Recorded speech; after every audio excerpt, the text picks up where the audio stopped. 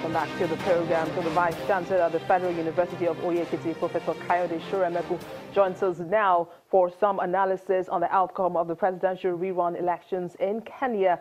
Professor, are you surprised that Uhuru Kenyatta has been declared the winner of Thursday's rerun elections? Well, let me begin by saying that I'm not surprised at all, in the sense that what we expected initially was a two-horse race.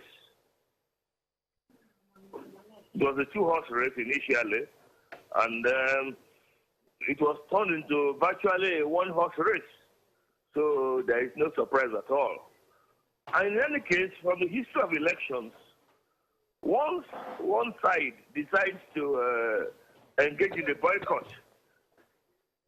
what you have done is to leave the field open for the other side. So to that extent, Kenyatta's victory was not totally unexpected.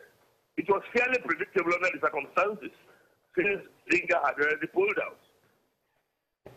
But this was a really tough election despite Odinga pulling out, because it was riddled by bumps in the road to this point, especially violence. Would you say it has been worth all the trouble?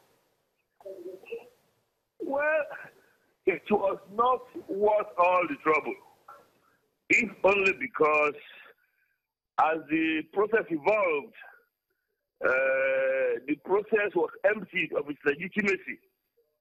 And to that extent, what Uhuru has achieved can be seen as what we can call an empty victory, so to say, because a large portion of the population happens to be they are disillusioned by the process. And if you remember what the opposition leader was saying, he was saying that the structural dynamics of the elections were flawed to the extent that the Electoral Commission had been tainted.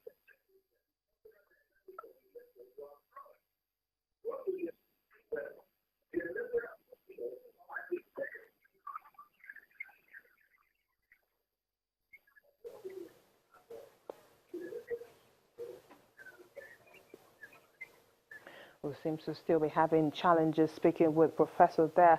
But in other stories now, the Director General of the National Orientation Agency here in Nigeria, Garba Barry, has challenged Nigerian leaders to be more patriotic. He asked leaders to have a passion for the country in order to be better role models for the youth at meetings in Imo and Anambra states. Well, this is part of the NOA's advice to the youth to shun violence ahead of political activities in some states across the country. Nigeria is set to have a large youth force constituting its population, and judging by that indices, it will only make sense to keep a robust engagement with them, which perhaps explains the tour by the Director General of the National Orientation Agency of Nigeria, who is first in Imo State for a time out with various groups in that category. Over the next few weeks, elections and other political activity will start in earnest, and nothing can be more important than having peace above chaos, and that's where these folks come in. The two leading political parties in the country are going to have two major events. In fact, for the APC, three major events. In all of this, the youth are in the frontier.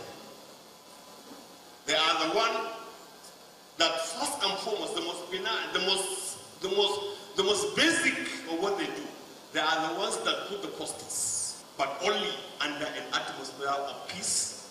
So the campaign is brought to this hall, Professor Dora Akunyili Women Development Center, for another round of sensitization towards patriotism. The state's deputy governor couldn't agree any less as he lends his voice to the clarion call. Most of you here who have BBC will go to your polling booth to vote. Am I correct? It's your civic right. It's your civic duty to vote. That's the way you determine who will rule you, who will be your leader, who will be your governor. Anambra has a leadership forum, a grassroots group in Nnewi, and they are quite heavy on good governance. This meeting is just apt for the burning issues on the plate. You measure with the final outcomes. You could build all roads everywhere, and the people are getting poorer. People are getting kidnapped every day. People cannot sleep in their homes. That's not the measure. Good governance is about the welfare of the average citizen. If he doesn't show up in his welfare, in his well-being, in his happiness, in his freedoms, and the size of his wallet, it means nothing to him. Clearly, as this meeting rises, the first test of lessons learned will be the forthcoming elections in Anambra State, and hopefully the youth won't be on the wrong side of history. Now, get in here, all you fashion lovers. The 2017 Fashion Week has opened in South Africa, showcasing a range of looks by well-known names in the country. The designers are expected to showcase over 50 collections, much to the delight of the country's fashion industry. The 2017 South Africa Fashion Week opened in Johannesburg, showcasing a range of looks by well-known names of the country.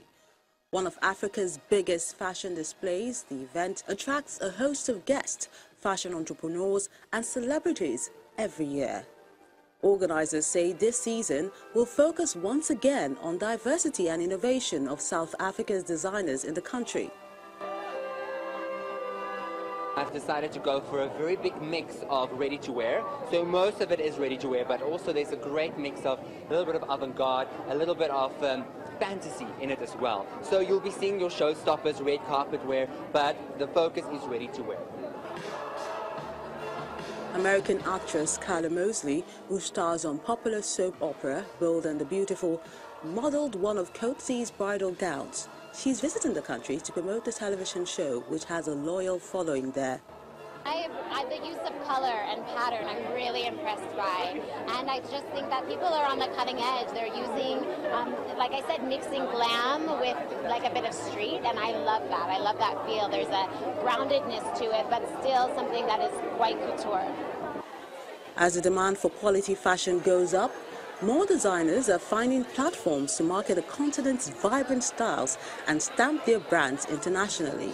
I think the difference between South Africa, Nigeria, and the US and the UK is really women. Women are women are women, and they all just want to look beautiful, whatever the aesthetic is. I think the pattern fits their dress. When I design it, I try and think of it in a way to incorporate every woman, especially an African woman, is who I think of when I design.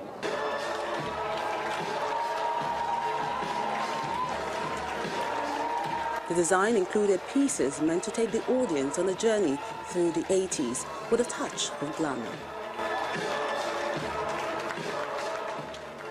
And on that fashionable note, we end today's program. Thank you for watching. I am Bisi Adebayo.